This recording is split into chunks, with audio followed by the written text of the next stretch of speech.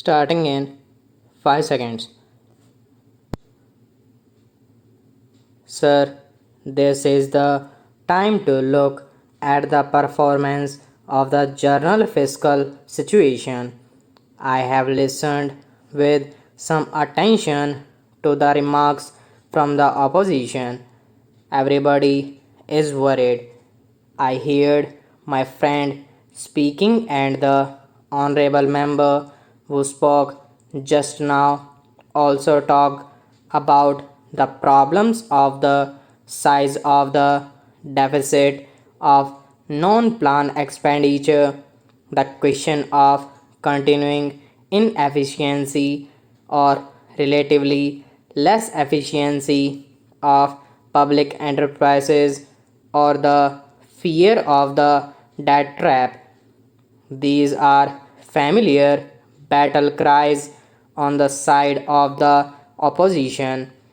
At the same time, if you hear the earlier debates, the demand on behalf of the state for the net added transfer of resources from the center to states is still growing.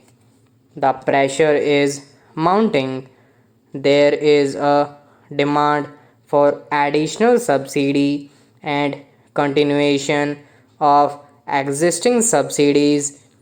Then, on the one side, we talk about efficiency in economic management. On the other side, we find different state government and particularly some of the neighboring state government indulging in populist approach towards repayment of loans from the banks or the other sector of the government. Now it is very difficult to reconcile the economic rationality of the demand and the economic rationality of the comments that the opposition members are trying to make. Let us look at the hard facts. The question is whether the economy is growing in terms of growth rate of the GNP or not. The fact is that it is growing at a very fast pace. In fact, the expected rate of growth of real income in the current year is likely to be around 9%, which is much higher than what we have seen in the recent years. If you look at the sectorial composition of performance, then the food production, thanks to the bountiful monsoon and a more imaginative agricultural strategy, particularly the food production strategy, we are finding a better performance. Of course, we depleted our buffer stock, but as a result of the better crops and with some imports, we are trying to replenish our buffer stocks. Industrial growth has been very encouraging, although in the last few months there has been a tendency at deceleration, and we hope by the year end the things will level up and our performance in the industrial sector will be well above the recent performance. It should be crossing 10 to 11% mark altogether. I heard my friend talking about the consumer's price index.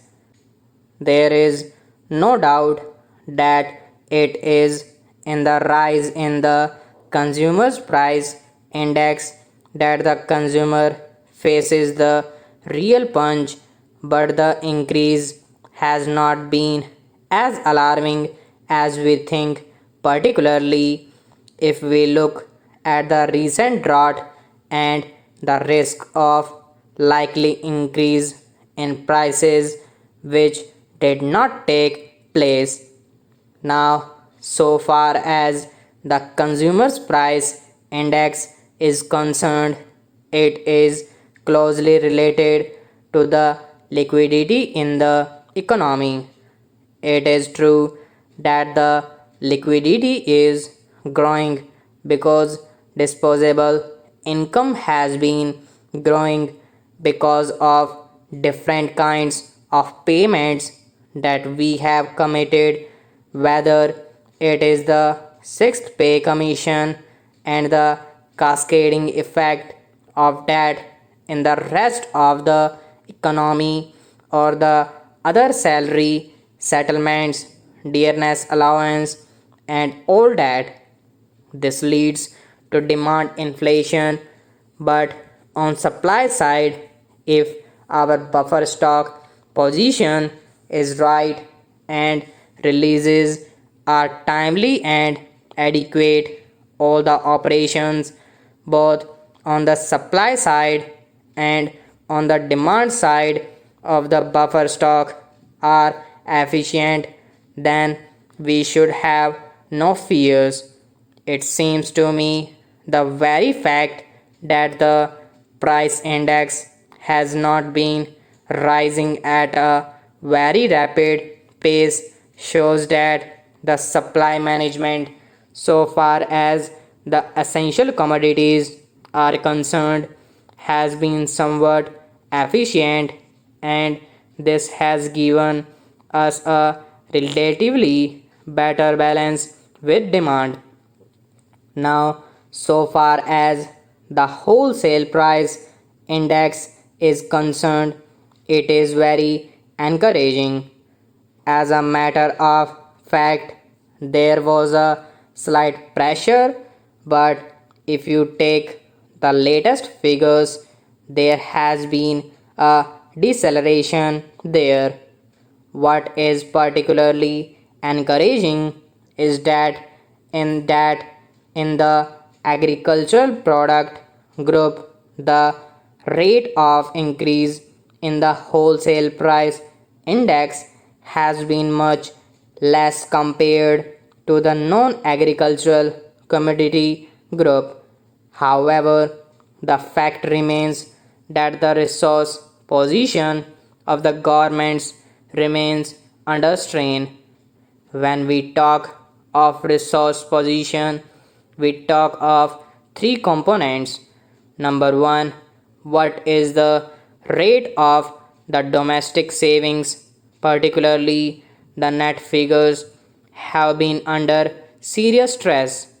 Fortunately, the household sector performance has been good, but the performance at the corporate sector level, and particularly the saving in the public sector of the corporate particularly, has been discouraging, and much more discouraging has been the rate of the saving in the government sector.